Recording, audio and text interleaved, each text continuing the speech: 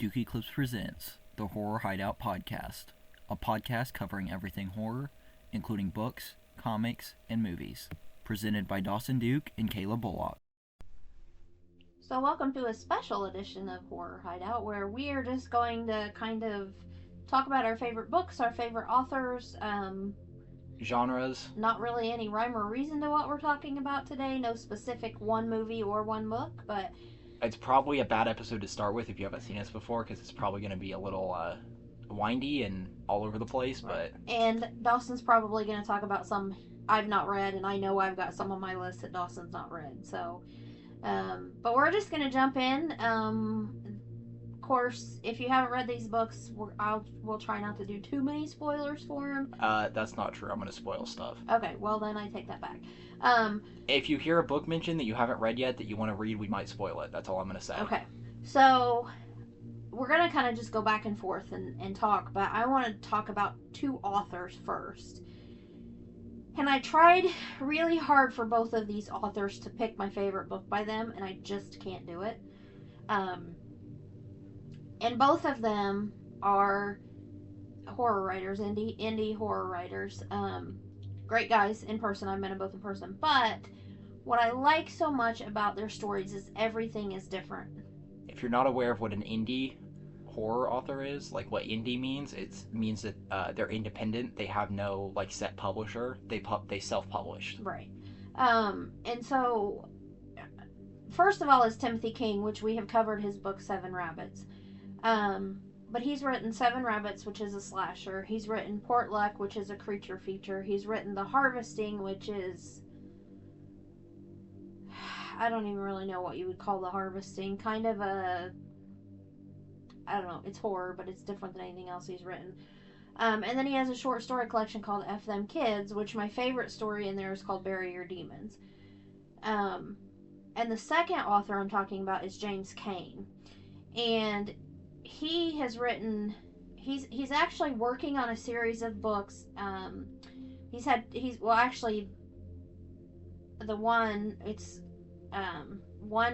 is coming out this year, 2025.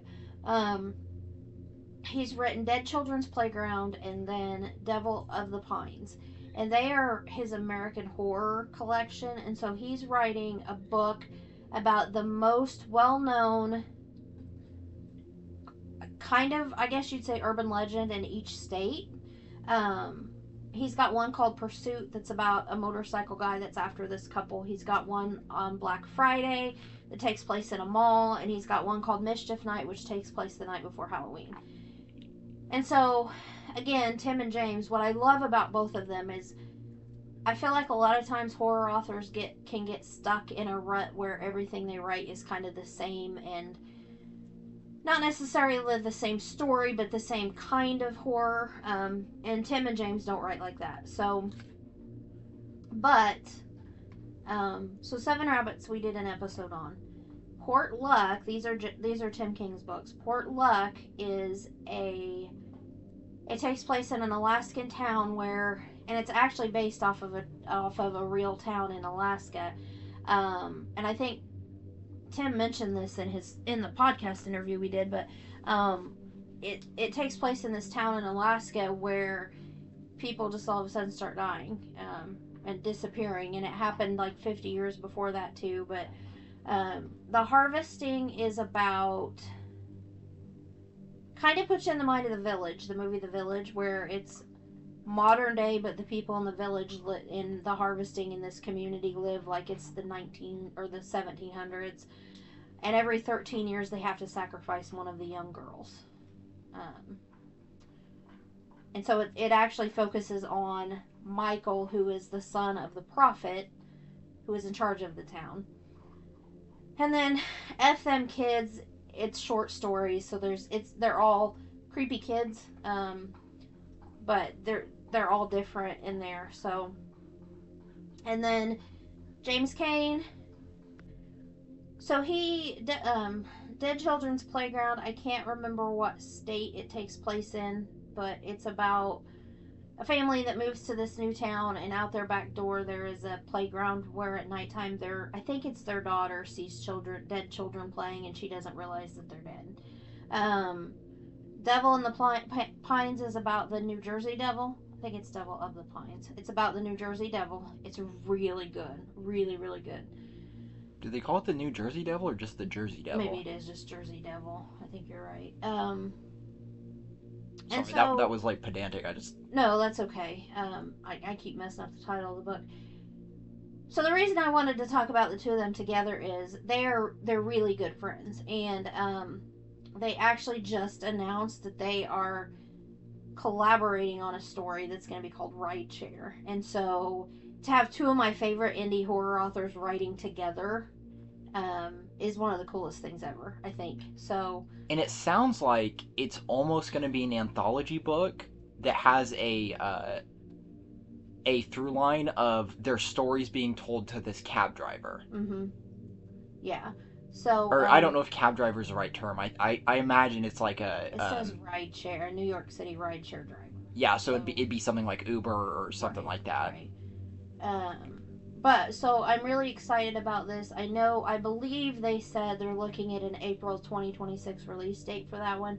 But to have these two guys together, I can't wait to see what they do with it. So, again, I couldn't pick a favorite book from these two. Everything they write is just awesome. So, and which book was it? I can't remember which one it was that I read, but it ties into, like, he's starting, James Cain is starting to world build where his stories are starting to tie into each other, and I like it when they do that. So Timothy King, James Cain, check them out, fantastic authors. I think they'll always be at the top of my list for my favorite authors. So I'm gonna be quiet and let you talk about one of yours. I think I've talked about it before on here. I don't remember for which episode, but I really like body horror stuff. And one of my favorite horror books I've ever read, and I don't even really know if it'd be fully considered horror. It's kind of like coming of age kind of thing, but it's Wilder Girls. And I can't remember who it's by, but you read it too. I can, and I don't remember what I thought of it. It's about a group of girls. I think you gave it like a 3 out of 5 or something. Yep. It's about a group of girls. Rory Power. It's about a group of girls that are on a. They go to a school on a private island, essentially, and there's a disease that is running rampant on the island, so they get cut off from the rest of the world. And the disease is causing them to like mutate in various ways. So like they could get lizard scales or things like that, and it's very painful. But it's just such a cool concept, and I really like the book. I don't remember why. I feel like it was something with the ending that was the reason I gave it 3 out of 5. It doesn't really have. It's not like a cliffhanger ending, but it doesn't really have like a. There's not really closure at the end, is there? Yeah. That's probably why I gave it 3 of 5. Yeah. Because I want my stories wrapped up nice and neat. And did you read? Because I haven't. Did you read the prequel? There's like a short story that's like a prequel to it. See, I haven't either. But the book has an ending, but it doesn't really. There is no closure, like you said. Yeah. But I think that's okay in horror. I don't know. I still root for the final girl. Like there needs to be somebody, but none of those books I just mentioned, not very many of them have final people in them. So. Well, that book does have a final person in it. We just never find out what actually happens afterwards. Yeah. So that was Wilder Girls by Rory Power. Yes. You want to say that name? Rory Power? Thank you, because I have trouble with that first name. I always have. Your R's? Yeah, I get that from my dad. What? Did I have trouble with R's or was it S's? Yours was S's. Yeah. So check that one out. Like I said, I think I gave it 3 out of 5 just because I like it. I want my endings wrapped up with a nice, neat bow, and this one was not like that. But there's nothing wrong with that either. Yeah, I was going to say I'd give it 5 out of 5. So, next one on my list, and I don't think you've read this one either, but Winterset Hollow by Jonathan Edward Durham. And I really want to do a podcast episode on this one sometime because there's so much to unpack with this book. Isn't it essentially like horror bed knobs and broomsticks? Yeah, that's a good comparison. And it's the only book he's ever written. He's a super nice guy. He's so funny. Follow him on social media if you don't. Jonathan Edward Durham. He posts the funniest stuff all the time. But Oh, that's the one I forgot to mention about James Cain. He wrote My Pet Werewolf, and I love that one too. So anyway, back to Winterset Hollow. So Winterset Hollow is about a group of, I think there's three of them, and the one friend is a huge fan of an author who was a recluse and lived on this island, and he wrote this book. And the book, they always celebrated Barley Day in this book, and so he wins tickets to take his friends to the island that the author lived on for Barley Day. And the book is about, there's Runny Rabbit, there's a bear. It's been a while since I read it, so I don't remember all their names, but um, in the story they're friends with the author, and it's like this real sweet kind of story, kind of like Winnie the Pooh's group of I people. was just thinking this book is like the movie Pooh, Blood and Honey if it was good. Yeah, I haven't seen that yet. It is terrible. Anyway, So they go to this island for Barley Day celebration with some other people. But when they get there, the animals are real. Like Runny Rabbit's real, the bear's real, and they start hunting the people on the island. So this thing that he grew up with in his childhood that was supposed to be sweet, and he couldn't wait to go visit the author's house and see all this stuff, kind of turns into his nightmare because they come after him. So highly recommend it. It is fantastic writing. The story just kind of sucks you in from page one and doesn't let you go. And I really would like to do it as an episode one of these days because there's so much to it. back to me. Mm-hmm. So the next one I want to talk about is not. I don't necessarily have a set book. I have a few books I'm going to mention in this section, but one of my favorite kinds of horror is like survival horror.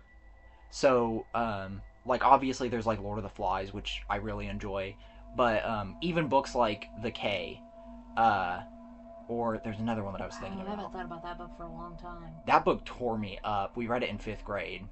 I remember. Hatchet. That's the other one I was gonna Yeah, say. Hatchet. Books like that where they're stuck in a survival situation, they have to figure it out. I really enjoy stuff like that, or even Ashfall, where I I tend to more like I said, I like Lord of the Flies and the K and all that, but I tend to more like stuff like Ashfall, where there's some kind of major change in society, and it forces them to adapt. Even like I think it's A America is his name, or maybe it's A American or something. But he has one singular book. I don't think it ever got sequels. That's about the like an economic collapse, basically. Like the bank's money no longer exists. Like all the computer money is gone. So unless you have cash, you have no money. And so he has a book about that. And then his other series is about basically, I don't remember how it happens. I don't know if it's a solar flare or what, but somehow there's like an EMP blast that knocks out electricity all over the world. And then it's just gone forever. Well, then you slowly start, like, secrets start to unveil, and you realize the rest of the world has power again. Only the United States doesn't because the government actually set off EMPs on purpose. Like, the first EMP actually did happen, but everywhere else has electricity back, and the government purposely set off EMPs so that they could keep, what is that called? Like emergency situation where you can make the rules, where the government can make the rules. What's that called? Like tyranny type stuff. No, there's like an actual term for it. I know what you're talking about. Martial law. Yes, where they can stay in martial law like forever. I was thinking in perpetuity, but I couldn't think of the right word. Um, so stuff like that, where it's just like there's some kind of, or there's even one, and I don't remember the name of it, but there's a series where there's this girl that's epileptic, and her and her dad are stranded, like they're in Hawaii and they're stranded on like the farthest island, and they have to get back to the other island, and there's no power because there was like a giant space turtle thing that caused the power to go off. Like it's kind of a strange ending, um, but things like that where there's some kind of status quo shift that causes them to be in a survival situation. Well, this isn't the same thing, but you talking about that made me remember one. There's actually two of them, and I can't remember what the sequel's called. But the first one is called In the Tall Trees, and it's by Angel Van Atta. And the second one's called In the Tall World, and it's not quite that type of survival, but the first story is about a little girl who is raised in this cabin by her dad, um, and her mom is there, and finally her like she has never been outside the cabin, she's never been outside, she's never been to the city, she's never been anywhere.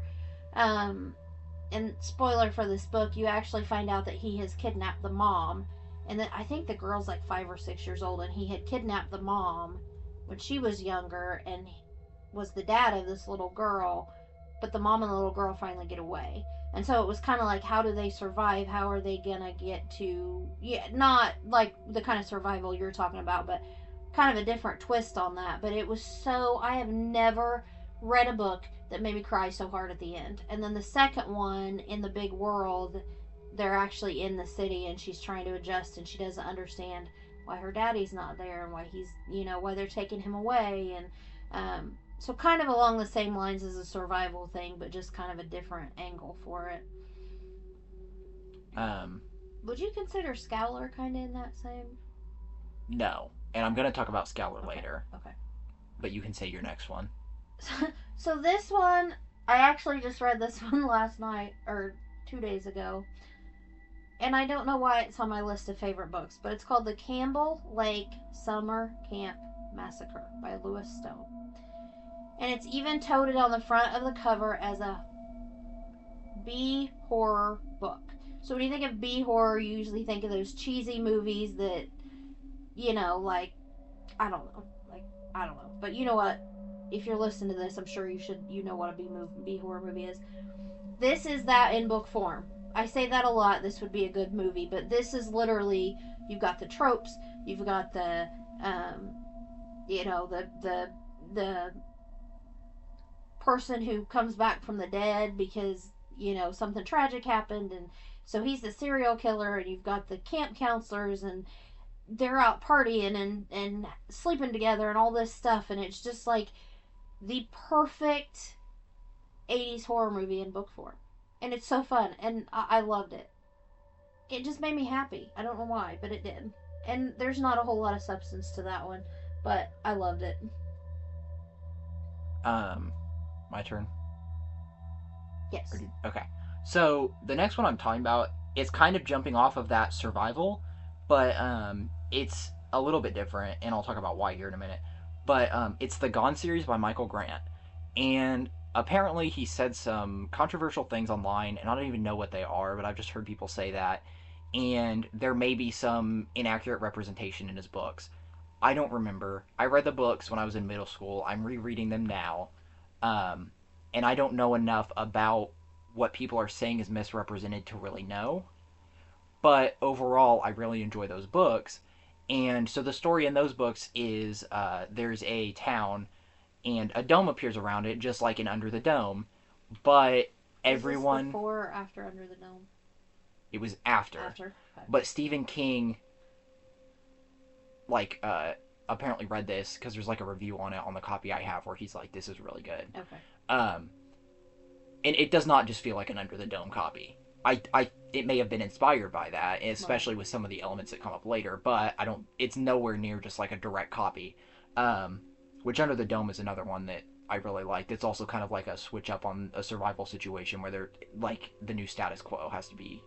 But anyway, so in Gone, the dome appears, and anyone that is 15 years or older disappears, and people start basically developing superpowers. But I don't know if superpowers is the best word because they vary so much, and some of them, like, one of the very first people we find out has powers is this little girl that accidentally burns down an apartment building. Aww. And she ends up dying after that, but it's like I think they say she's like 4 or 5 or something. Like, she's young, and she just all of a sudden can shoot fire, and she doesn't know what happens, and she accidentally burns down the apartment building she's in, and it's things like that. But one of the characters in the book, his nickname is Orc because he was like the school bully, and he's a very tragic character because yes, he is a bully, but very early on after it happens, he accidentally kills a girl. And I say accidentally, he was purposely beating her with a bat because she did something that was like against the rules, and he was told that he was like part of the police force, but he still beat a girl to death. But after that, he kind of spirals, and he starts drinking, and he starts I think even maybe starts doing drugs at some point. But then his mutation comes out when he gets attacked by these like mutant coyotes, and his mutation is that his skin slowly turns to like gravel, essentially, like almost like the Ooh. Thing from like the Fantastic Four. But it's such a horrific thing that happens to him. Like that happening is very horrific to him, and he talks about how like it hurts at first, and then it starts to itch and stuff. But he just like, I mean, he just becomes like this massive pile of rocks. Um, So how many books are in the series? You know, Six or nine if you're depending on what you count. There was the original series. He later went back and wrote a trilogy that follows the characters after the dome comes down.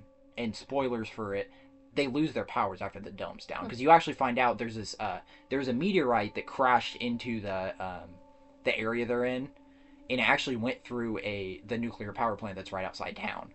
But there was actually an alien that was inside of that, and it was sucking radiation out, and it's what gave everyone their powers and everything. Huh.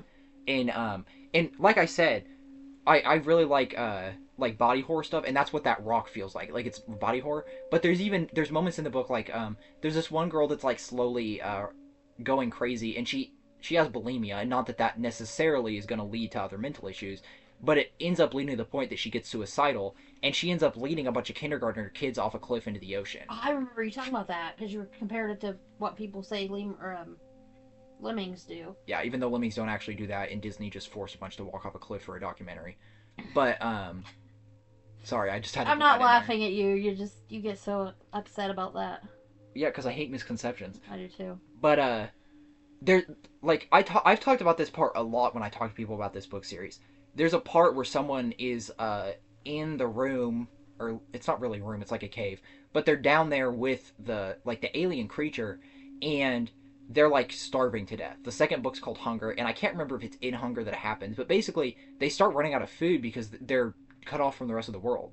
And they're kids, they didn't think about rationing or eating the meat first, so they just let all the meat rot in the grocery store and stuff. Oh. Um, so they end up basically starving for a while.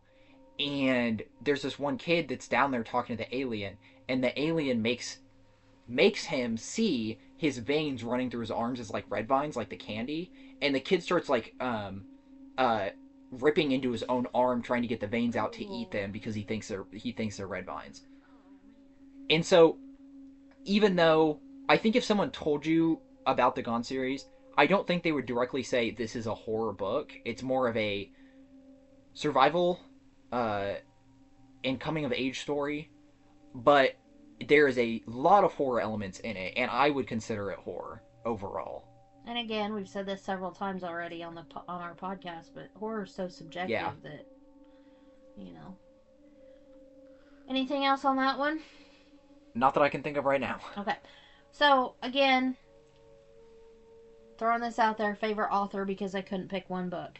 He may be somebody you've heard of because he's pretty popular, but Grady Hendrix. He so he's another one where I feel like he writes everything is so different that he writes, and a lot of his stuff is so off the wall that it's just funny. But it's still horror. Like he's just I don't know, but he has a book. And It's like he takes funny concepts and makes them horror. right. Which is, I'm going to talk about someone, I'll probably talk about him next, that I feel like does the same thing. Sorry, I didn't mean to interrupt you. No, that's okay. So he has a book that's out of print called Satan Loves You. And I'm not usually, I don't know how to say this. I'm not a fan of Satan, obviously.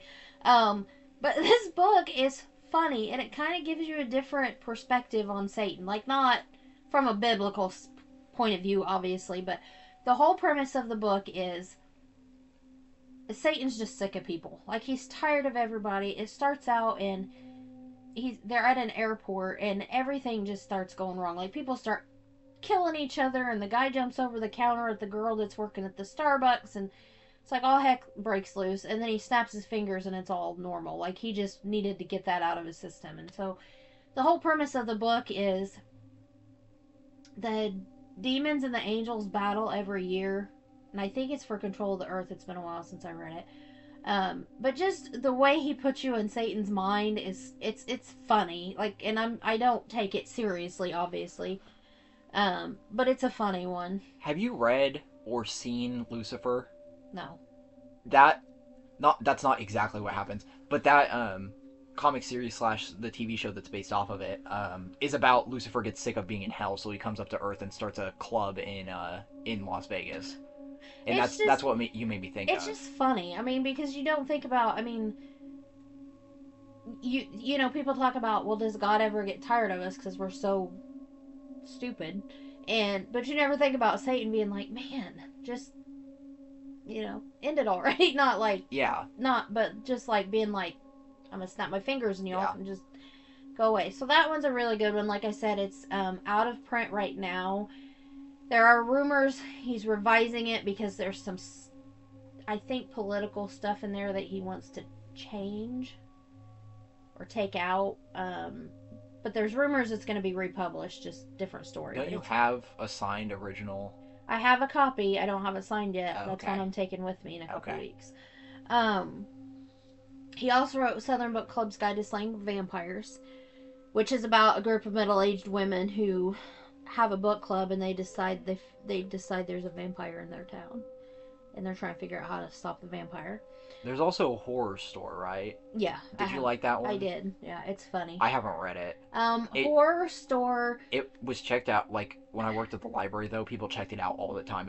It was always going to other libraries. Yeah. People were ordering it. Well, I have it if you want to read it, but it takes place in like an IKEA, and it's a horror story in IKEA, and it's funny because if they talk about a piece of furniture, there'll be a diagram in there that shows kind of like the instruction page of how to put it together.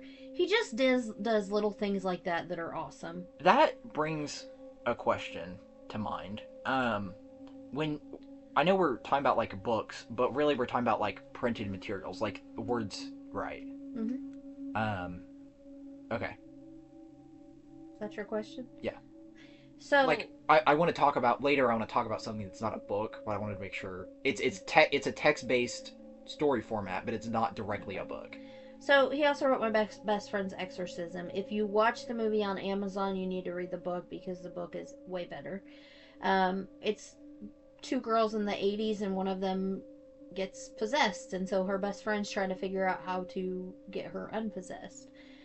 He also wrote his newest one is Witchcraft for Wayward Girls, which is set in the 70s and is based on group homes where they would send young unwed pregnant girls, um, and what happens when they decide to take their power back. And one more from him, which is probably my favorite, is called We Sold Our Souls. And it's about a band, and they've always wanted to make it popular. They've always wanted to get big, and then all of a sudden they do. And we follow the lead singer is a girl, and we follow her, and you end up finding out. Spoiler alert! You end up finding out that they got popular because one of the band members made a deal with the devil. And she had no idea that this deal was made, but her soul is included in this deal. So that's Grady. Check him out. And he's a funny guy, so. So I said I would talk about someone that's like kind of funny with horror, Junji Ito, and I like a lot of his stuff, and a lot of people know him, and they know his more popular work like Uzumaki and stuff like that. I think that's the one I've read. Do you have that one? You have not read it. It's the longer one that's all one continuous story. You just read one of the short story collections. Okay. But he writes like short horror stories, and he's done a couple that are longer, like Uzumaki. But what I think is so cool to him is he takes concepts that are humorous and can be humorous and horrifying at the same time and includes them in his books. Like he wrote a manga that's all about his wife's cats, but it's written as a horror manga. Oh my gosh. And so it's like it's taking all these mundane things that cats do and like putting it through a horror angle. Kind of like that Hatred of Mondays. Yeah, but it's not like that because it's still just the cats and they're just Right. doing cat things. But he basically makes them appear as monsters. But like he loves the cats and stuff, and he's like been open about it, and it's funny because he has so many different stories, and people will take them and say like, oh, well, it could be an allegory for this and this, and sometimes it's not. Sometimes he's just like, um, wouldn't it be cool if people turned into giant slugs or giant snails? Oh my gosh. Like, It reminds sometimes, me of that SpongeBob episode. yeah, but sometimes he's just like, That episode freaked me out. yeah, but I was a teenage Gary. Ugh. Uh, but he takes like absurd and weird concepts that you could never think would actually be horrific and makes them horrific. Um, like there's one story that people often take as like an allegory for like addiction and stuff like that, and really what it is, he was like, what if humans were like mosquitoes? So And instead it's of written more like manga, right? yeah, all this stuff is manga. Yeah. So it's not. He's That's why you said it's not like a book. yeah, It's more like it's manga. But that's not what I was asking about. Oh. Okay. If I could talk about, Okay. I was gonna talk about. I'll talk about it later. Okay.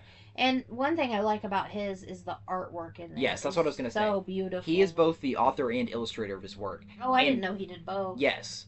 And it's crazy. And he's even illustrated some stuff that's not his own work. He has a rendition he did of Frankenstein. And there's a popular book in Japan that's called No Longer Human. And it was a book written by a guy who had a lot of mental issues. And it was heavily based off of his life. And it didn't become a number one bestseller. I don't think it even got published until after the guy that wrote it killed himself. But after he did, it got really popular. It was like a number one bestseller, and Junji Ito made a adaptation of it where he draws it. Maybe that's why I've heard of it. Well, I've talked about it before. Was it Asumu Dazi? Is it No Longer Human? Yeah. Yeah. That one. I don't know that cover, but that doesn't mean it's not that. Interesting. Yeah, so Junji Ito, he's got a lot of good stuff.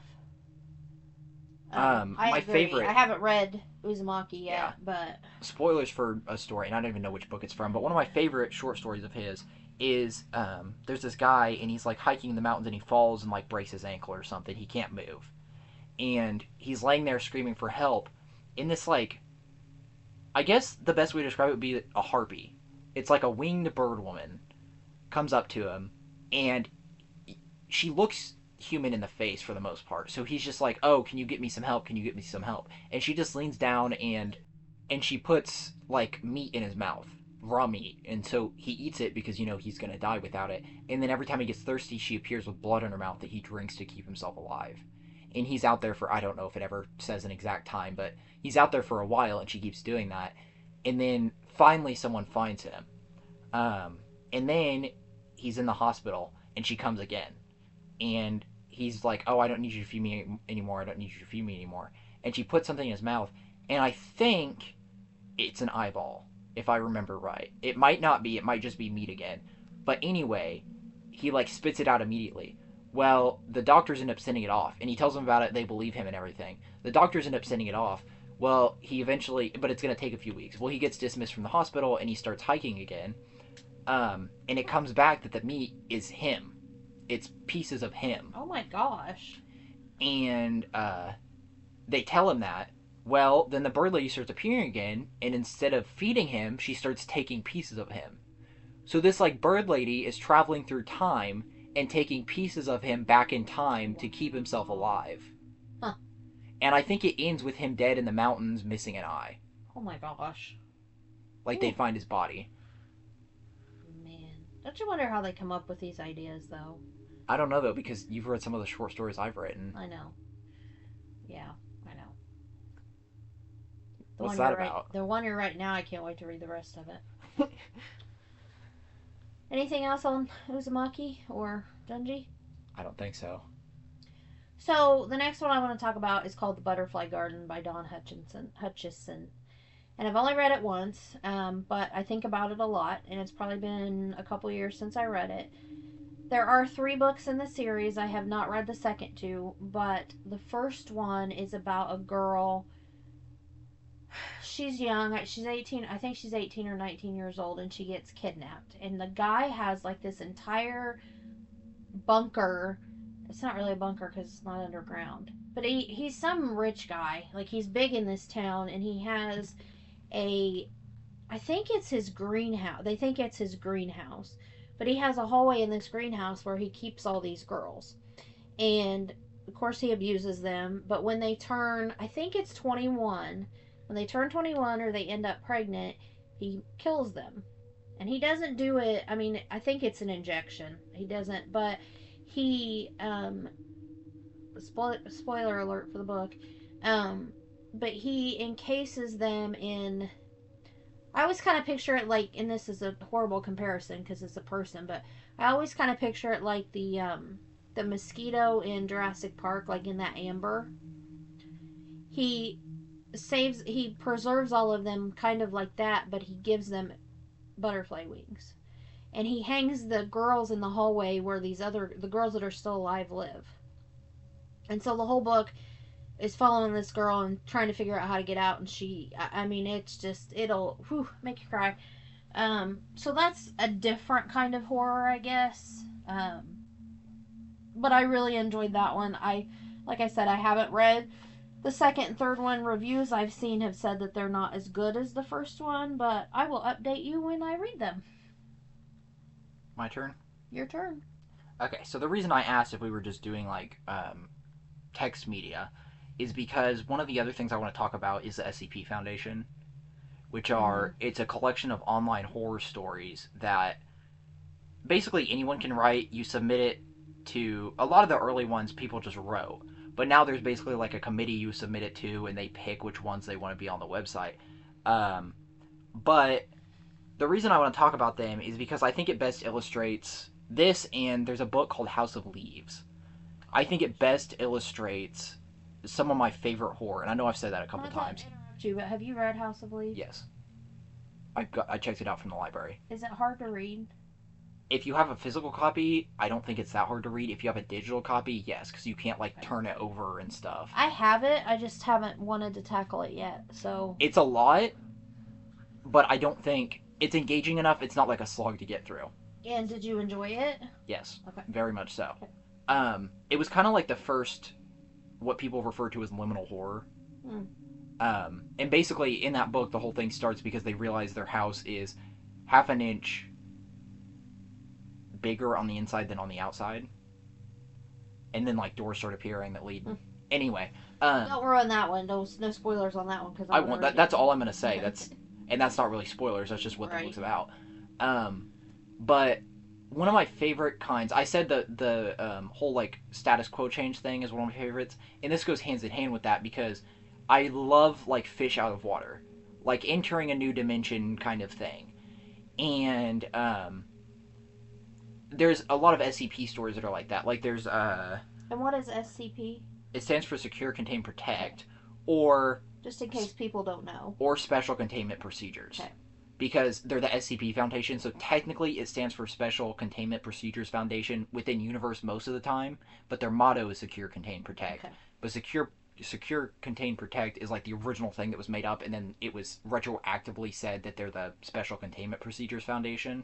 Okay, just so people know what you're talking about. Yeah.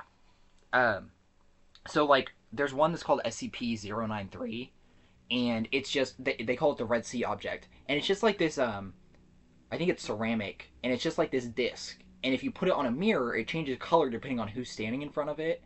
And then they can walk through the mirror to another world.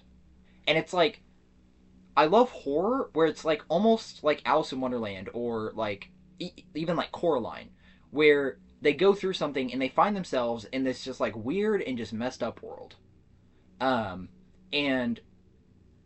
And I mean, again, Coraline is also, like, I love that story, like the book, even better than I like the movie, and my mom can tell you I like the movie plenty.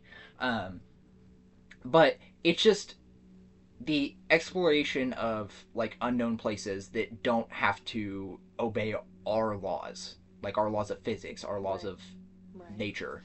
And there's another, and I don't remember the exact number, but there's another one that's like a bone orchard.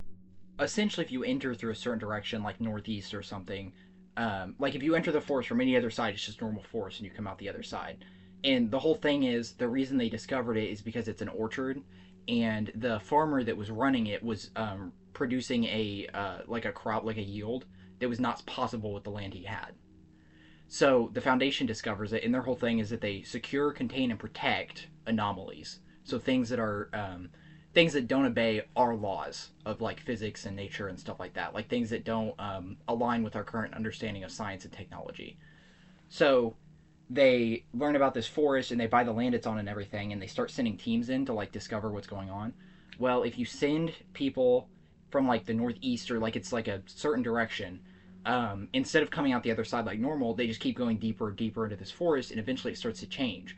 So the trees are made of bone, and there's like fruit that's growing that I think is like meat or something, and like the leaves look like they're made like they're bright red leaves and stuff like that, and like the trees can bleed, Ew.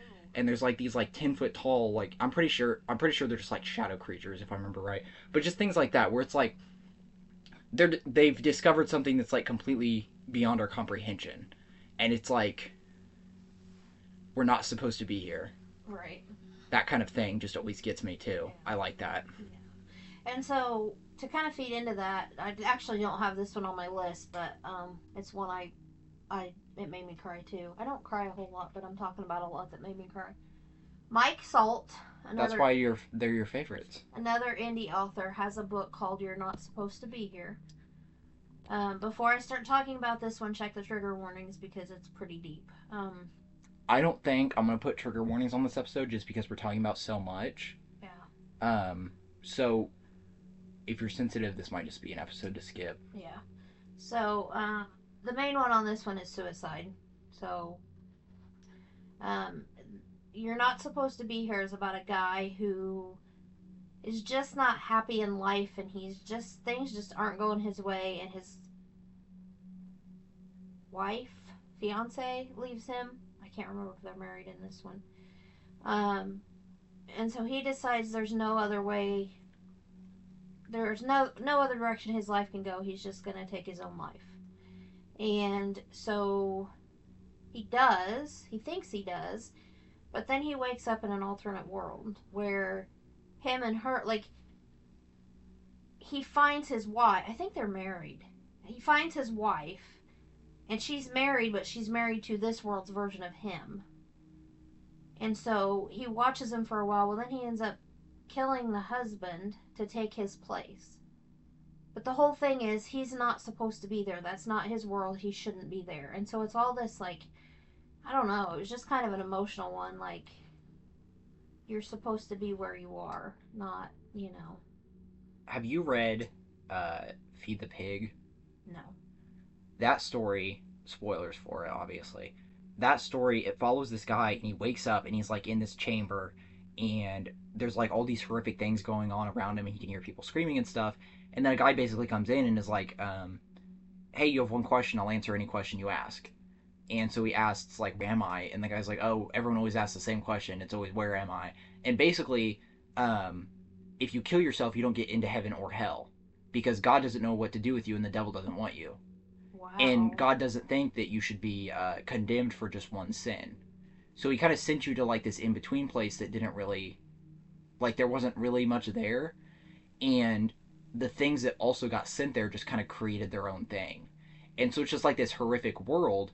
And then he finds out, again, spoilers, he finds out he can have a second chance at life, but basically he has to force feed himself to this like giant pig. Oh my gosh. And like it's so horrific that the guy that like answered his question, which you later learn because he seems very like jaded, and he later says like, "Oh, I was in your position once," implying that like, oh, he was someone that killed himself too that ended up in here. But he like at first you don't really like him because it's kind of snarky and mean to the main character, but then you kind of just realize, oh, he's been doing this a long time. And he tells the main character, he's like, you need to put on a blindfold, you do not want to see this. So that there's all this description, and it's so detailed and in depth, but it's not visual. It talks about like how the air changes, how he can hear machinery working, how he hears like snorting and all this stuff. And they get into the room where like the pig is, and the guy has to like feed himself to the pig literally. So this thing, like as this thing is like chewing him, it's like uh there's no movement from the creature he's eating until he like gets in its mouth and it starts to chew, but it's not like trying to swallow him. He has to like force himself down its Oh throat. my gosh. So there's all this description of his legs breaking and like the bones poking Oh. out and all this stuff. And then he gets through its throat and like drops into its stomach, and he wakes up, and he tried to hang himself in a shed, and the rope snapped. Oh my gosh. And that's how the story ends. And it was an internet horror story that was later published as an actual book. Wow. Oof, I don't know if I could do that. That sounds a little rough. Sounds good. Yeah. But it sounds a little rough. And there's a sequel to it too. But I have not read it. Who wrote it, do you know?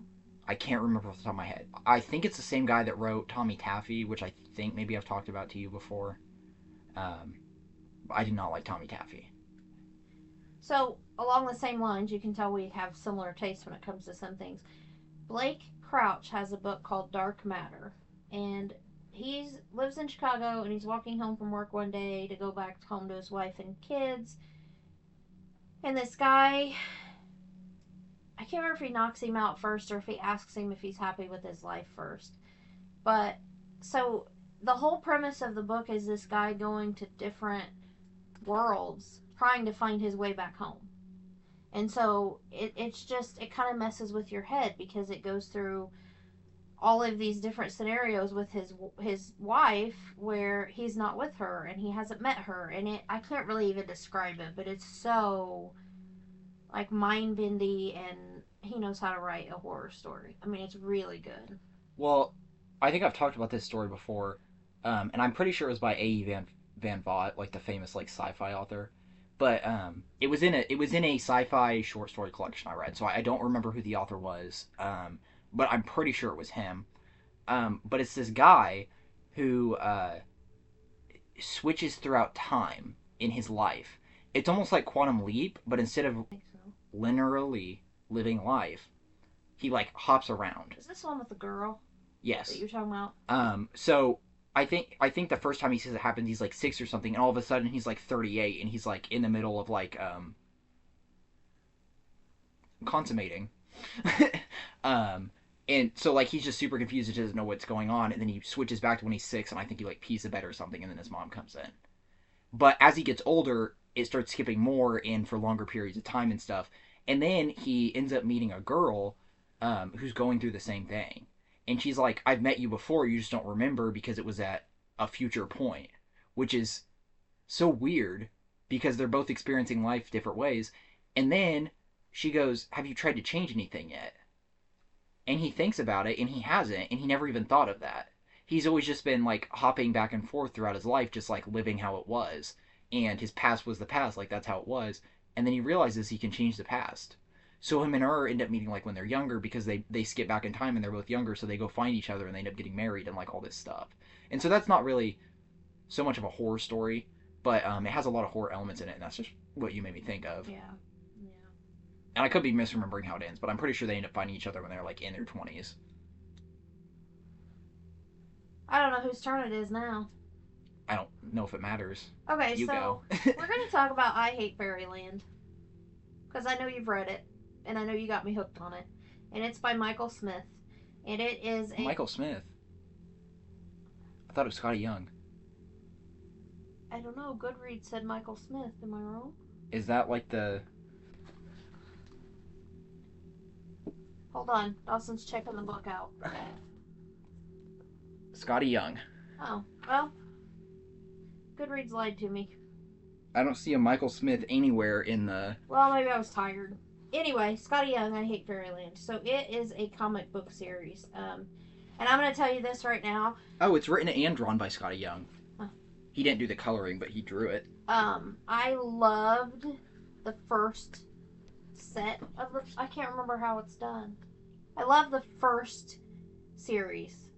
Where she's a kid. Where she's a kid. When she gets older, it wasn't my favorite. Which I have not read. I did not like how jaded she was when she was older. But the whole story is, and I can't remember how she ends up there, but she ends up in this place called Fairyland. So, I'm going to say this for people that know. If you've seen Rick and Morty, there's an episode with, like, Frumpy Land or whatever, where, Rick used to send, I can't remember her name, Morty's mom whenever she was a kid.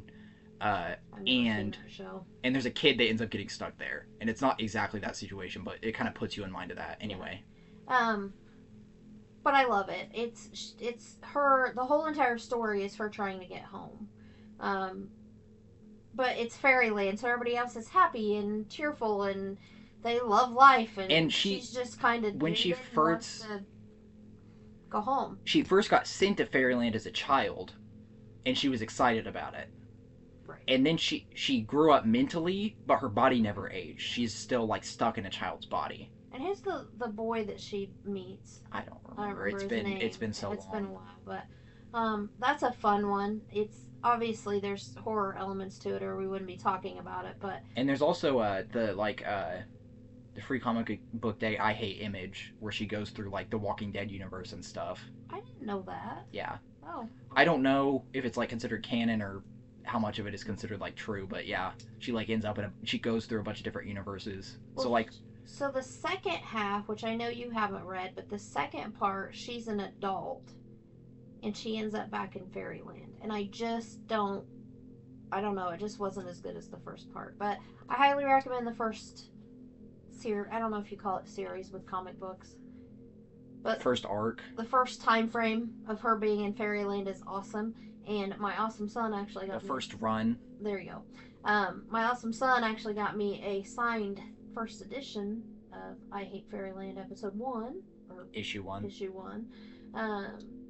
So check it out if you like comic books and you like horror. I think you'd enjoy that one. While we're talking about comics, I'll talk about this, and it's kind of in the same vein as some of the stuff we were just talking about. Seekers into the Mystery is one of the most. It is one of the most influential media things on me. Like it's something that has affected me a lot, even just like in my daily thinking. But it deals with a lot of strange concepts, and it's been a while since I read it, so I might misremember parts. But essentially, it's this guy that is seeking, and it's hard too because I've read issues 3 through 15 multiple times because I had those growing up. And I only later read 1 and 2. So I don't have all the context in my brain because I've only read 1 and 2 like once. But essentially it's this guy, and the world kind of starts to like unravel around him, so he like starts to realize things. So there's a lot about like bottling stuff up and like forgotten trauma and stuff like that. So like his but it also deals with a lot of cool concepts like astral projection stuff. He slowly remembers throughout the book, because he has no recollection of it, that his father used to inappropriately touch him. And while that was happening, he would like astral project, like he would imagine he was somewhere else. And he learns that when he was astral projecting, what he saw was like all real, like he was actually going somewhere else. Oh wow. And so there's this, I think his name is like Chuck or Charlie or something like that. There was this like guide that was always with him when he was a kid. So now as an adult, this guy like comes back and he starts learning, like all these secrets start unraveling. He starts learning all these new things.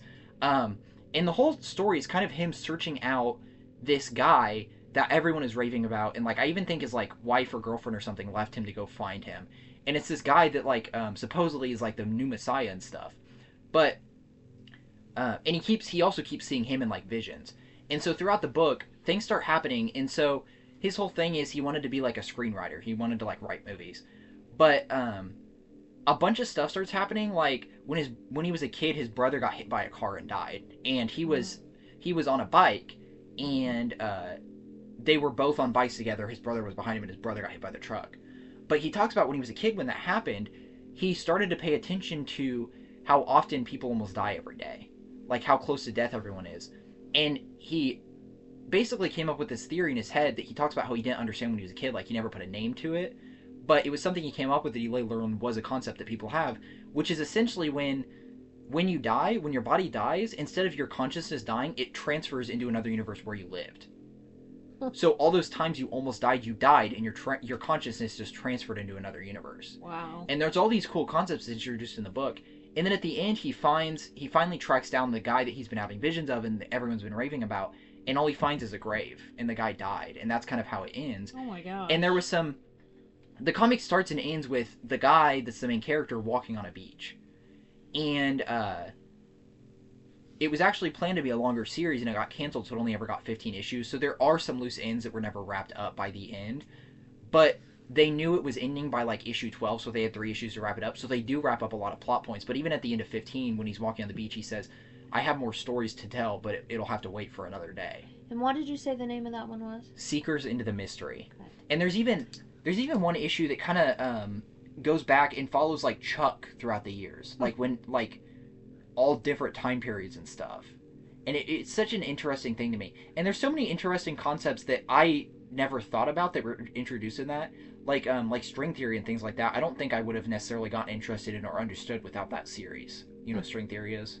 Oh yeah, from The Big Bang. Okay, making sure. The Big Bang Theory, the TV show. There's even there's one issue where he gets his dreams, like his dreams come true. He gets a screenwriting career and he's famous and stuff, but everything feels empty. And it's like he gets everything he wants, but no matter what he does, nothing bad ever happens to him. So like he goes up on stage and he gets an award. Instead of thanking them for it, he just flips everyone off and is like "F you" and leaves, and everyone just cheers. Oh my gosh! And he's trying to feel something, so he just like starts having sex with like all these actresses that are like in his movies and stuff, and everything just feels so empty.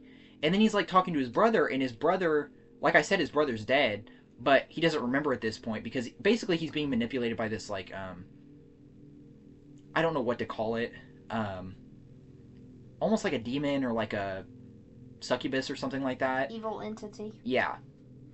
And the only reason he gets out of it is because his cousin saves him.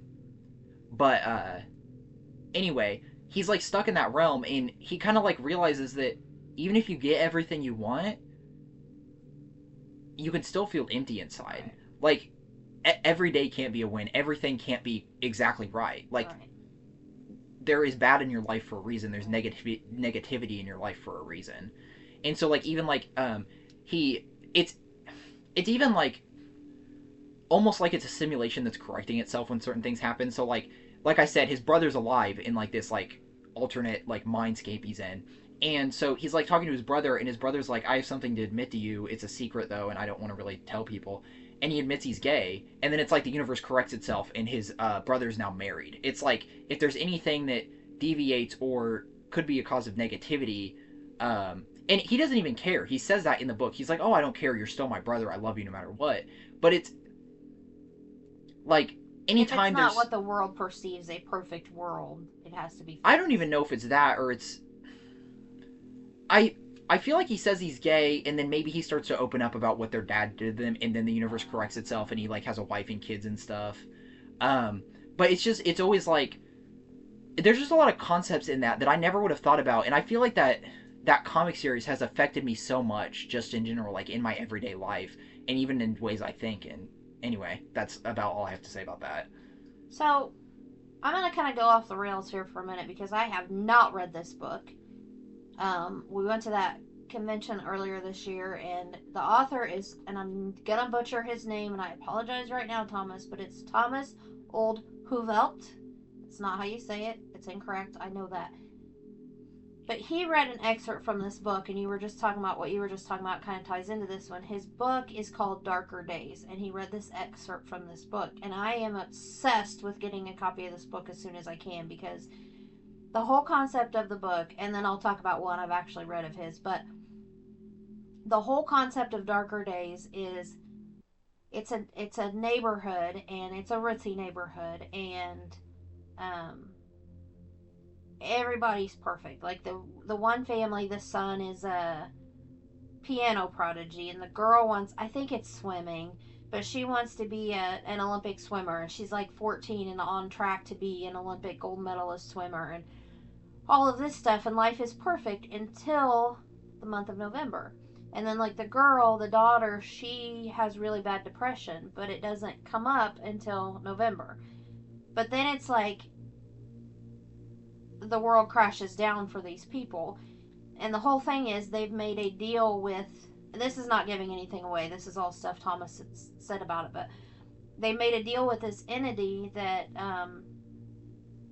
they would feed the entity for 11 months of perfection, I guess. And so but they have to figure out who they're going to feed to the entity. So they discuss like homeless people and sick people and all this stuff. The girl may be older. Maybe she's getting ready to turn 16. But she figures out what's going on, and so it kind of falls on her shoulders to continue it or to not. So I can't wait to read that one. I think he's a fantastic writer. Great guy. We got to have pizza with him at that event we went to. Um, so the one of his I have read is called Hex, and it's so funny to me because he's Dutch, and so Hex takes place in um, Holland, and so Hex is about this town, and there's a woman who is dead, but she's not really a ghost. Like, I don't really know. She's not a zombie. I mean, she's dead, but she's still there, like physically there. Undead. Like, I guess, but she doesn't really. I don't know. But like, one thing that got me, and we were asking him about at dinner that night, was they have this app for this whole entire town so they can track where this lady is. And so the one family that we focus on, she's standing in their living room and they're getting ready to eat dinner, so the wife just goes over and puts a napkin over her face so that they don't have to look at her while they're eating dinner. And it's like, it's no big deal. And he even said they don't have religion, they don't have um, superstition, and they don't have urban legends over there. So it's just like common sense. Like, what would we, over here we'd freak out. And Well, it's like I said, where like I like survival situations where they have to adapt to the new status quo. It's like that to the most extreme, where it's just like, oh, this is happening. Okay, let's just work around right, it. like he said they're very grounded and very logical people. Like, okay, she's in our house, we're just gonna cover her up so we don't have to look at her while we're eating. I mean, just stuff like that. So he's a good writer. He's a fantastic writer. I talked more about Darker Days than the one I've actually read, but I really can't wait for Darker Days to come out. I think the series is called Rotten Ruin, and I only read the first one, or at least the first book is called Rotten Ruin. I'm pretty sure. Let me look it up. But I don't really want to go on about it a whole lot. But the whole thing with it is, it's a zombie novel, but it takes place like years after the apocalypse started, so everyone's just used to it, and so it's basically just like a regular story for, like, it would just be like an everyday life for them, where it's just like, oh, it's known that if you like, there's like carpet, they call them carpetbaggers, because what they literally do is they take like pieces of carpet and wear them because the zombies can't bite through them. And it's just like, there's like trading cards that people make of like famous zombies and, or like Oh my famous zombies and gosh. stuff. It's just like the world. It would happen in real life if something like that happened. If aliens invaded or something like that, it would just become the new status quo. We would just Right. get used to it. Right. It wouldn't be. It's like in Jurassic Park, how they start making new hybrid dinosaurs because people are sick of the same old dinosaurs. Right. If dinosaurs still existed today, they would not. It'd be like going to see an elephant at the zoo. Right. Like, it wouldn't be anything special. And so it would be that kind of thing. And so that's kind of what that series is about. But I won't. Like I said, I've only read like the first one. But So, what were you gonna say? well, I was gonna start talking about another book. Oh, I was gonna use that to lead into something else. Well, go ahead. I love zombie stuff, just in general. I do too.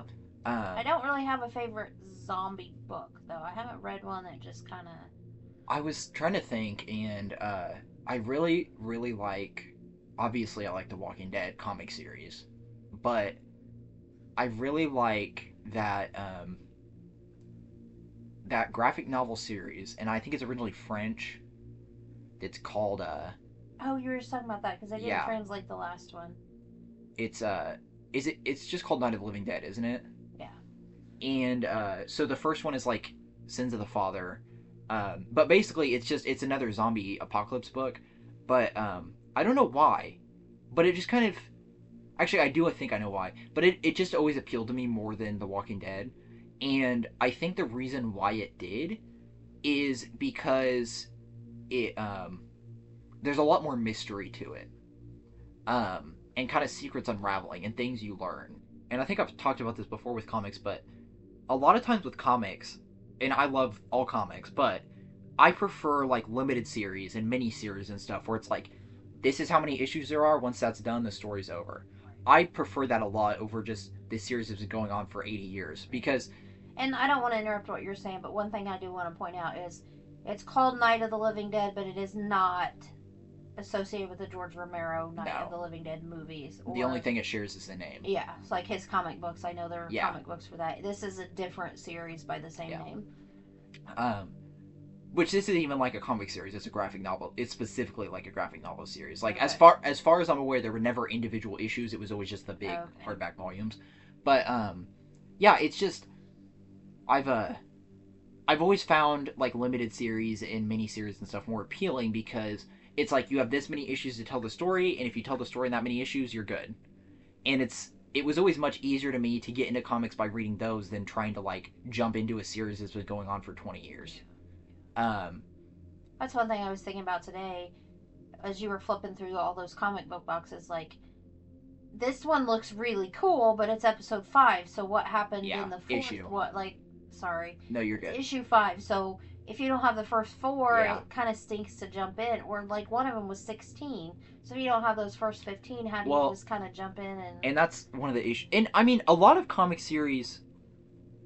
I don't know if I should say a lot. But a lot of times with comics, you can just grab an issue, and there will be a summary of what happened in the front. So you get the general gist of what's happening. So as long as you're somewhat familiar with the characters, like you could pick up a Batman comic that's like number 50, and at the beginning it'd say, this is kind of what's happening. Like he's in like Africa for whatever reason or something. And kind of get the gist of an idea of what's going on. But it's so much more accessible just to say there's 6 issues in the series, that's it. Yeah. And I feel like a lot of times, and I've heard people complain about this, and I plan on making a full video about this sometime on my channel, but something with comics is the issue of stagnation. Because if it's like flanderization in movies and stuff.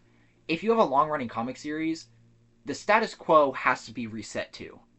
So your character can have some character growth, but the next writer's going to come along and undo it.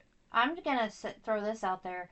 It's like I've always said about the TV show Supernatural. You know how much I love the Winchester Boys, but Eric Kripke wanted it to be a 5-season series. And after the 5 seasons, it was a cruddy ending, but it was a good ending. Yeah. Like it was sad, but it worked. And then like season 6 through 10 just went completely off the rails. From what his original idea was. And so I kind of get that, what you're talking about. Like, if we're planning 6 issues, let's stop and not be... And I will say, sometimes it's to the detriment of the series. Like, recently I did my videos where I was talking about the original Walking Dead, the 1989 Walking Dead miniseries. It was like 4 issues. It has nothing, not even... I'm pretty sure Richard Kirkman in an interview said he'd even know there was a series called The Walking Dead from the 80s. But in that series, there's just 4 issues and then like a special issue that doesn't really have anything to do with like the main series. And he introduced a second character plotline in the second issue that... Is that the president one? Yes. That's never resolved. Yeah. In issue 1, it's focused on this guy who's an ex-cop. Issue 2 is kind of splits between him and the president, but I still think he gets more focus than the president. Issue 3, again, splits. And then issue 4 is solely on the cop. So the president's story just kind of ends, and there's no, like, conclusive ending to it. It's just over. So we went off on a tangent there. Yeah. So... I mean, I was still talking in the realm of what we were talking about, though. I don't feel like we got way off. So I kind of have 2 more I want to talk about before we talk about a completely different type of horror. My last type of horror is, like... when it's people, when the bad people are when the evil is people, and I have several on my list from that. So the next one I want to talk about, and I read it a while ago, and it stuck with me, and that to me says a lot about a horror book if it sticks with you. Like if you're just going about your day and you think about it. Well, and we talked about that earlier because we were talking about how, like you talked about that B-movie book that's on your list, and to me, I don't think I could ever put a book like that in my favorites because I like stuff that makes me think about it like way after I finish. I like lingering. But and we were not also necessarily about, like, to me that one was a palate cleanser because it's just I mean, Well, it's and just brutal. I said that. I said I need palate cleansers and I need stories like that. Like I told you that I read a lot of heavy manga and in between I read like dinosaur sanctuary and Right. stuff like that. Right. But I'm just saying I don't think I could ever put like what I would consider a palate cleanser book. Not that they're bad books. I enjoy them, but I would never put them as like my favorites. But you know me, I have to have I that know. that I know. cheesy, stupid B level horror in there for Well, and everything. one of my favorite scary. Well, I think palate cleansers have their place. Like Ghost Shark is one of my favorite horror movies. I just don't know. Maybe it's just because it's in book form. I don't feel like I can put that up there because Ghost Shark I do want to talk about when we do our movie episode. So I don't know. Maybe that's why. Maybe Yeah. to me it's just I don't know. It was just such a cool book to read. Like it's like reading the script for a horror movie. So I've got two more I want to talk about, and then I want to get into I think you said this. humanity, like human horror. I probably did say it, but you can. It doesn't matter. Um, the first one I want to talk about is called Old Country, and it's by Matt Query. So I read this one a while back, again, it's one that stuck with me. It is about a young couple who move to. They find this farm, and it's in. They call it a valley, like they call it the valley, and they have an older couple that lives next to them, not very close. Like they have acres of land. Indian. I think it's just a dad and a son that lives. So it's just these three in this whole Indian valley. or Native American? Native American. Okay. Sorry. No, you're good. I just want that clarification. I like to make that distinction because they're two different ethnic groups. Right. So. Well, I meant Native American. I apologize. No, you're good. I just wanted to clarify what we were talking about.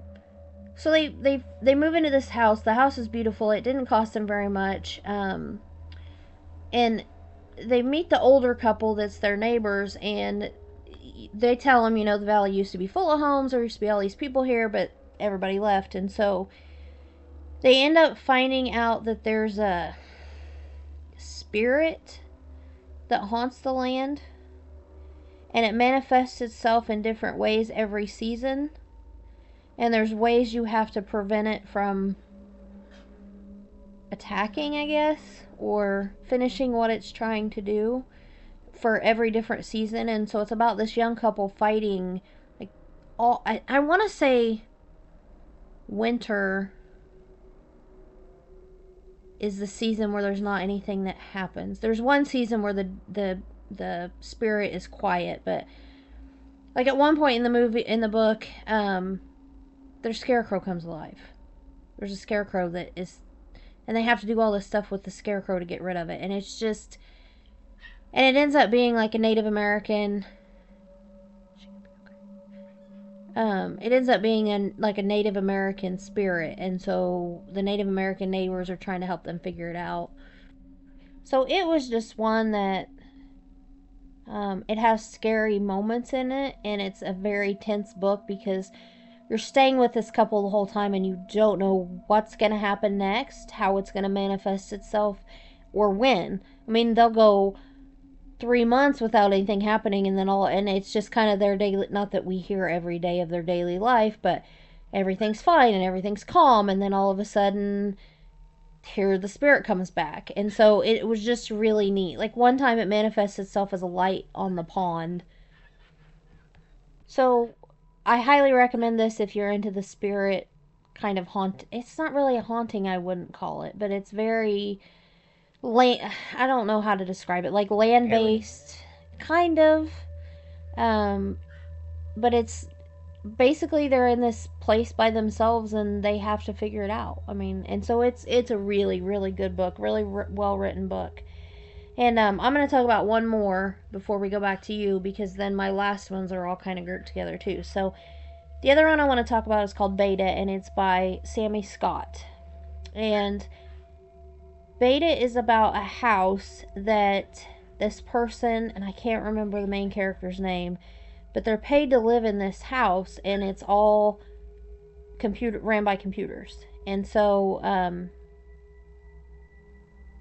gosh, I was going to say Evie was the name of the computer, but I think I'm getting that mixed up with Wally. Isn't that her Eva. name? Oh, Eva. Maybe it is Evie then. But anyway, So the whole book is in this house that is ran like everything is computerized and robotic and then of course things start to go wrong. And he's living there by himself, and it just the technology aspect of it was really freaky. Have you read I Have No Mouth and I Must Scream? No, but I have it. So, in I Have No Mouth and I Must Scream, there's basically this AI that has taken over the world, and like kind of spoilers here, but there's like it's the last few humans that are left, and they're just being tormented by this AI. But this AI won't let them take themselves out, and it's like overtaken everything in the world. Like the whole world is just this AI. Like everything is just like nanites and all that. Um, like nothing natural is left. So that's just what it made me think of. It's well, this one is really good. And I really suggest supporting him because he's a good author. He has a short story collection called At Home with the Horrors that's good too. What is. Well, this doesn't tell me what the name is. But anyway, so it's beta. Check it out. It's a really good one. But I'm going to let Dawson talk and then we'll go back to my last category of horror. So I'm gonna kind of be all over the place with this one because I want to get into them before you transition to what you're gonna talk about. But I really enjoy a lot of like the classic like gothic horror, um, things like Frankenstein and Edgar Allan Poe's works, and even Lovecraft's works. I know there's a lot of issues with his stuff, a lot of racism and various things like that, but I still think we can. I have always, me and my mom have both talked about this. I don't know if we've done it on the podcast, but we definitely have out of. We are able to separate the art from the artist a lot of the times. Some points to the extent that it's like, oh, I can't even do that. And there's like moments in the Call of Cthulhu that are very derogatory towards certain groups. But Lovecraft's horror was so influential. And I mean, even he was influenced by people like Robert Chambers, who wrote the King in Yellow and things like that. But that kind of horror, just like cosmic horror, has always been something that has greatly affected me.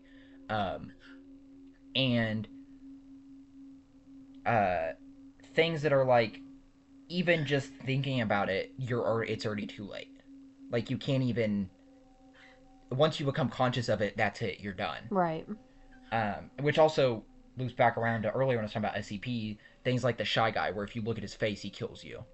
It's like that kind of thing has always just been very interesting to me. Like things that, or like there's the whole Anti-Memetics Division series that I want us to do since they made an actual printed book of it that I want us to do on the podcast sometime, where there's these entities that um, there's even an X-Men character that's similar to it that's like a very tragic character. It's like you can perceive it when you're looking at it, but as soon as you're out of eye line with it or whatever, you forget it exists. Like you have no memory of it. Like there's one SCP that's like that all they know about it is it's not a sphere because they did all these experiments and no one ever remembers anything about it. But they sent someone in and they were like, "What do you not like? What do you know for a fact it's not?" And basically all they know is it's not a sphere. Huh. So it's things like that that are just very very interesting to me. But I'm gonna shift gears here for a minute and just talk about this. It kind of leading into the whole human thing. One of my favorite, I mentioned I like miniseries and things like that, and I kind of mentioned uh, some comics earlier. One of my favorite like multiverse things is Patton Parnell.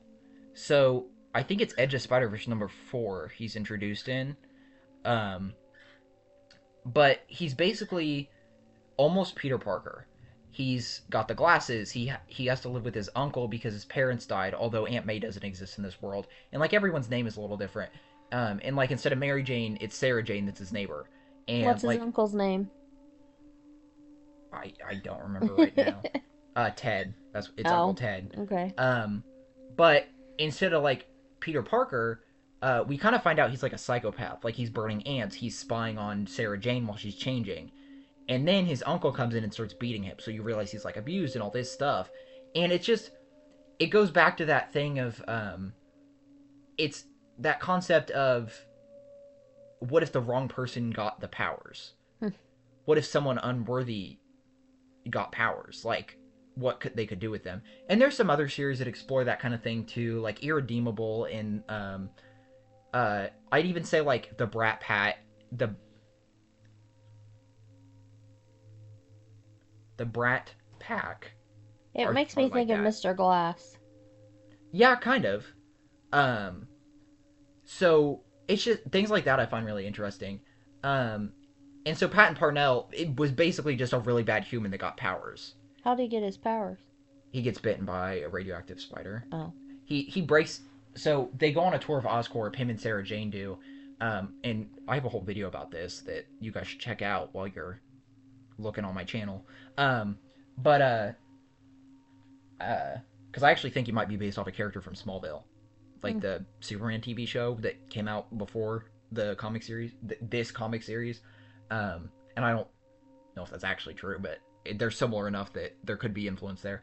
But basically, they go to Oscorp, and while they're in there, Sarah's like, "Oh, I know you, I know you like care about animals a lot, and that like you find them, uh, like you study them all the time and stuff. So you probably are just like me and want to help them escape. So they like break into free specimens, essentially, like free things that are trapped in the labs that are being experimented on. But Sarah Jane's doing it like uh uh for their benefit, and he's just doing it because he likes Sarah Jane. But while he's doing it, he sees a spider that he gets super fascinated with. But then as he's lifting it out, it bites him, and that's how he gets his powers. But he doesn't. It's not just like Spider-Man. There's a version of Spider-Man that a lot of people refer to as Savage Spider-Man, where he looks more like a spider. He's got like the extra limbs and all that, and it's something between that and Spider-Man is what he kind of looks like. He's got like he's still a humanoid shaped, and his mandibles aren't as pronounced. It's almost like that thing we talked about in like Jeepers Creepers, where like there's kind of like the mouth mandibles that come out. Mm. His mouth kind of unhinges like that, but he doesn't have like super protruding mandibles like the Savage Spider-Man normally does. But like he ends up like killing his uncle, and then he bites Sarah Jane's neck, and later on, after he gets killed in the issue, but later on, spiders hatch out of it, and it Ooh. kind of reminds me of the story from this again. Changes to something else I wanted to touch on at some point. Scary Stories to Tell in the Dark, Mm-hmm. the one where there's the spider bite and then a million spiders come out. It's almost that. Mm. Um, but yeah, we can go back to you. Well, that's one thing we didn't talk about. Like, Scary Stories to Tell in the Dark and then Yeah, Goosebumps were like my early yeah. influences into horror. I remember when the Goosebumps movie came out, I was so excited because I thought what they were gonna do is instead of just sucking them back into the books, I was very disappointed in that movie, but it was also a lot of that was to do with the fact that I hyped it up so much in my head. I thought they were, and the previews made it seem like this. I thought they were gonna have to go through and figure out the weaknesses of every single creature they were fighting. Yeah. So like the gnomes in the book, if you blow a dog whistle, they freeze. So I thought they were gonna use that in the movie, and I thought they Mm. were gonna have to find weaknesses for every. Yeah. That But would have been no, cool. That would have been cool. So, my last kind of subgenre of horror I want to talk about is when the people are the evil ones. And my list is I've got 4 different books on here. 2 of them are by Adrian McKenty, The Island and The Chain. And The Island is about a couple that go, and I can't remember what country they go to, but they end up going out on this island. And somehow they end up, for some reason, they end up stuck on this island overnight. And there's kind of a cannibal family that lives on the island. So basically, they're being hunted the entire book, and it's scary. And I think they have kids with them. I think there's 4 or 5 of them all together, but the whole book is them being hunted on this island. And there's no way to contact anybody, no way. And I mean, it's an island, you yeah, can't go anywhere. And it's, of course, the people, the cannibals that live there, they know the island better than these American people that are there. Um, So, you know, one of my big things is I don't like people in masks. I don't like masks. You don't know who's behind them. But to me, when it is a real person doing it, that is probably the scariest kind of horror for me because it could be real. It could be. I mean, we've talked about spirits and zombies and aliens and all of that, but to me, when it's the real people, that's when it's really scary. Um, are you talking more? Can I say something? No, I'm not going to talk more about that one. So, that brings me to something a book that you mentioned way earlier that I want to talk about, Scowler. Mm-hmm. You talk about how you find it really creepy whenever it's people, and I really like psychological stuff and when it's people. And I feel like an extension of that I really like is when it's left ambiguous, when there are human explanations, but there's also it could be supernatural, and I feel like that's where Scowler lies Mm-hmm. That's a because good book. yeah, because there's a lot of stuff in it that could be perceived as being psychological, but there's also some stuff in it that makes you kind of wonder. Yeah. Um, and do you remember who it's by? No. I don't either. But essentially, what the book is about is there's this kid that has mental issues, um, and he has three toys that he believes can talk to him. So it's a little like Stretch Armstrong Jesus that he got from like a church, um, a little teddy bear, and then this creature he calls Scowler that's kind of like a doll, but it's got like a metal skeleton that's like the metal is poking out from like the I think it's basically like burlap sack material it's made Mm-hmm. out of and stuff. It's by Daniel Kraus. Okay, and it's got like a creepy like stitched on smile and stuff. But he basically he essentially believes those three things can talk to him, and uh, a meteorite crashes in their front yard, and it's obvious to us it's giving off some kind of radiation that's affecting them and like heightening their mental issues. And their dad, I don't remember exactly what his story is, but he basically had the same thing when he was a kid, but now he's grown up and has become abusive. And when he was a kid, he had a little figure he called Injun Joe that always like scalped people, and it was always his favorite toy. And he starts to believe he himself is that character. So as the book goes on, the main character and his dad end up like clashing, and like all this stuff happens, and it's a very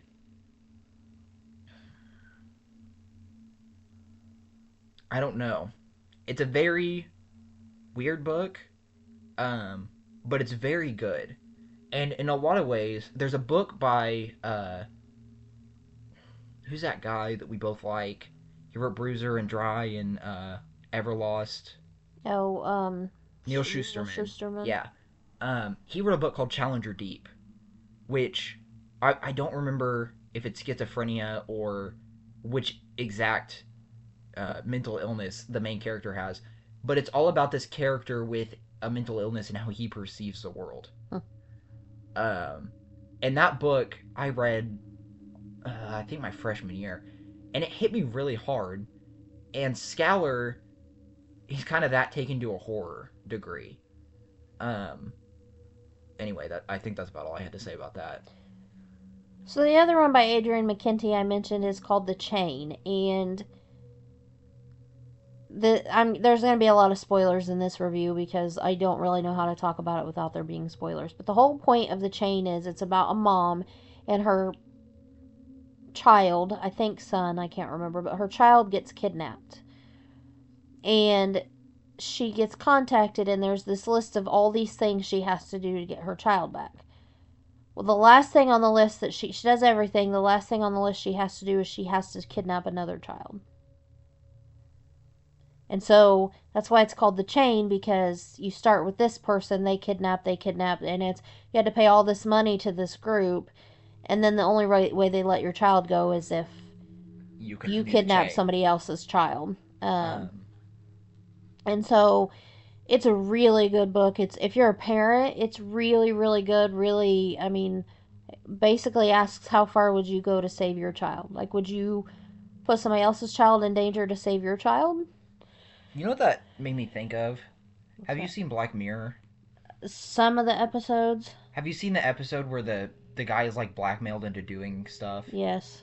That's what it made me think of when you were talking about it. Yeah. And I mean, with each step, she just gets more desperate. Like, I Yeah, did this, now what? yeah. So, Well, and it's that thing we talked about where it's like heating up a pot with a frog in it, where you yeah. do it gradually. It's that kind of thing where it's even like there's that movie.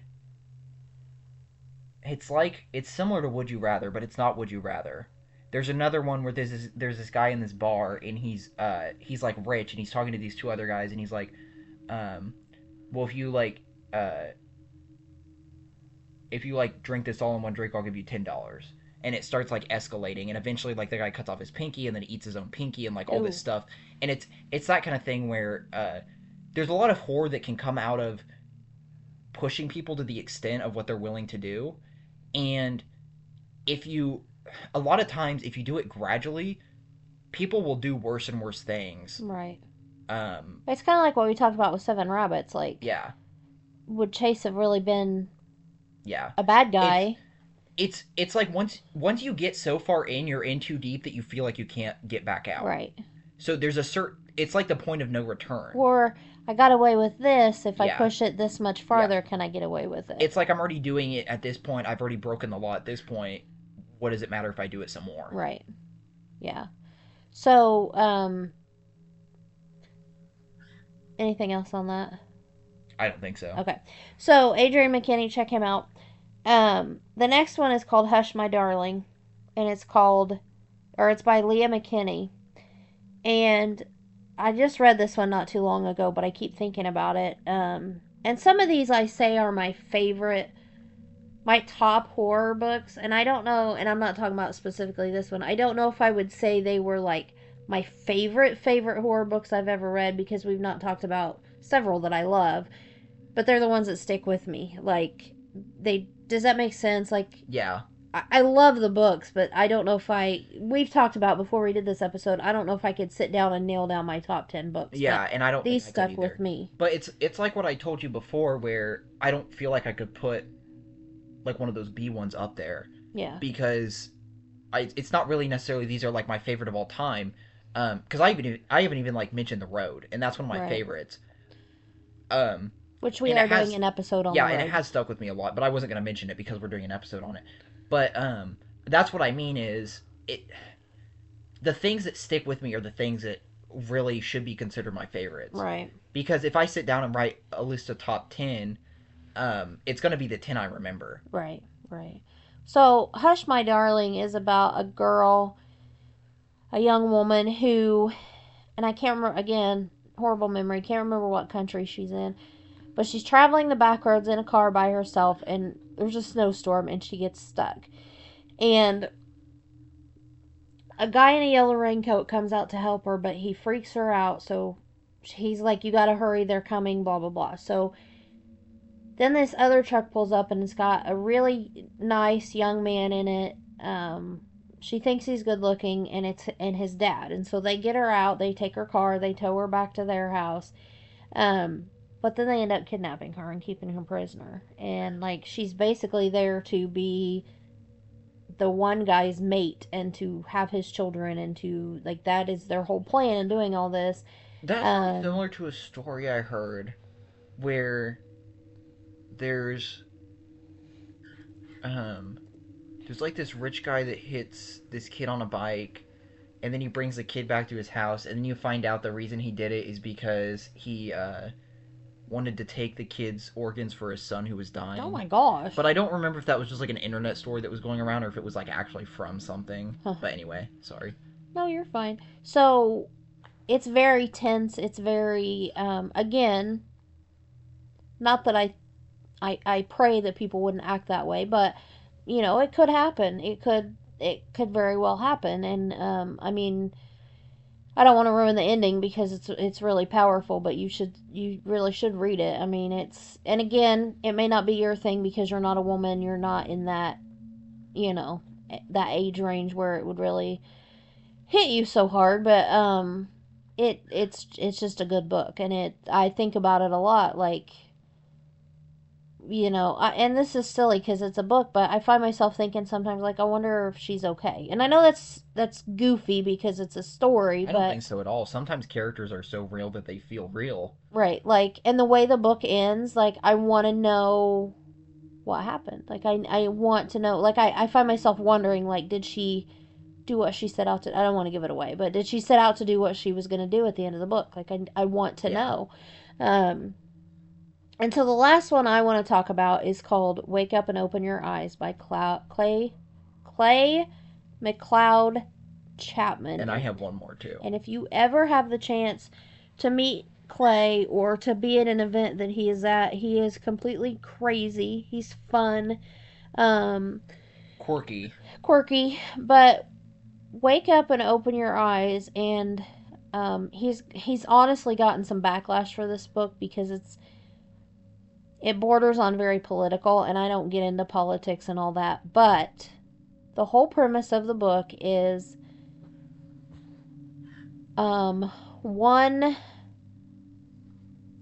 for lack of a better word, I'm going to use the word faction because I don't want to point fingers at anybody, but one faction of the population is brainwashed, and one part is not. And it's about most of the world is brainwashed, but the main character is not. And it's about, like, and like I said, it's very political. It's very, social media and the news and all of this coming together to form our opinions for us and not let us be free See, and I know thinkers. you like that kind of stuff, but to me that stuff is too real. I read to get away. And see, I do too most of the time, but this one I read like 6 months ago and I can't stop thinking about it because honestly it was kind of eye opening for me. Because there's things like, and again, I'm not going to get too political, but there's things like a news station. It's FAX news instead of Fox News. And so you've got, like, and we know, everybody knows, the media can tell us whatever they want. Yeah. Like, it doesn't have to be true. They can twist it however they want to. And I'm not saying anything about Fox News because I don't get involved in all that, but it really opens your eyes to what you're seeing on social media, what you're hearing on the news, what you're hearing on TV and on the radio. And, like, this book just kind of has that impact, like, what can you believe and what can you not believe, and how deeply ingrained in us is all of this. Well, and that's kind of how I feel with three of my favorite books of all time are Fahrenheit 451, Mm-hmm. 1984, and Animal Farm. And all those are similar to that, but I think they're differentiated enough from our modern day that they don't it does still feel like escapism, even Right, though a lot of right, what is in there is reflected in our real life, and it seems like we're heading that direction. right. They're still divorced enough from what is currently, what our current political climate is like, that I'm able to read them and still feel Right. like I'm getting And away. But they still stick with right, me. and Dawson, I try hard not to get into the politics and all of that stuff. I try, like, it freaks me out. I don't like it. Keep me in my own little bubble where we're at in our small town. But this book, I mean, and again, I get what you're saying about escapism because I'm the same way, but there's so much that was relatable in this book, and it was scary as heck. It was scary. So, check it out. Check him out. He's a good author and knows how to write and to make you think. So the last series I want to talk about, um, I did. I know I talked about it a lot, but like I said, I like the change in status quo thing, and I saved this one to do separately because it's probably my favorite that I can think of in the genre, and it's Monument 14, and I think a lot of the fact with it be it has a lot to do with the fact that the reason it's my favorite is that it has a lot to do with the fact that it's such a unique concept. So it's basically about these group of school kids, and uh, they're they live in a town, and there's a chemical this starts leaking from like this plant that's in town, and they evacuate the town, but these students get stuck in the grocery store. I think they Oh, evacuate the you town. were just talking about this the other day, Yes, I weren't you? was. But anyway, they end up surviving in a grocery store after this gas gets released in the town, and I think the gas starts spreading, and it causes other effects too. It doesn't just affect people. Like I think it accelerates rubber rot somehow. Like some kind of fungus or something starts forcing tires to uh, go bad sooner. But this gas leaks out, and it has four effects, and it depends on your blood type. And I don't remember exactly which blood type is which, but like the symptoms vary so much that like um, I think it's O. If you're O blood type, you just like get super aggressive and attack anything that's in front of you. It doesn't matter what it is. And I think it's AB. You're just sterile for the rest of your life. That's it. Um, so they're a lot of they're kids, so obviously they don't really know their blood types. So it's just about them trying to survive in this grocery store, and these like little cliques start to form, and like all this stuff happens. Um, but I think I like it so much because of that concept. Did you And say then it's a series? yes, How many books? either three or four. I think there's four. Um, but they're surviving the grocery store for a while, and then they realize like we need to leave. Like at some point we have to get out of here. So then they like because they crashed their bus through the front entrance. I feel like the bus driver was dying or something, and so they had to just drive the bus through the front entrance. Like there was no stopping it or something. Anyway, they end up inside the grocery store, and then they like pull the shutters down and everything, and they're surviving in there for a while. So then they end up like outfitting the bus to where I think it's like only circulating air that's inside, and they like see all the gaps in the windows and stuff, and they end up going out there. And then for a while we get them just like kind of on the road, and I just always really like that series. I may have to read that one. It's pretty good. So, that was a long episode, I mean, but we talked about a lot. yeah. So, that is some of our favorites. We're hoping to be able to do a video like this probably every year just to kind of update our lists and talk about some new stuff that we've read. And Um, if we don't mention stuff we mentioned in this episode next year, that doesn't mean we don't like it anymore. But that's just because we're gonna try to not retread old ground so much. right. But we may mention something like Yeah, Scowler has been one of your favorites forever, yeah. so we may just mention it. But Well, Monument 14 I read when I was in like junior high, so it might get brought up again, especially if I end up rereading it. so, let us know in the comments what some of your favorite horror books are, and hopefully it's something we haven't read so we can check it out.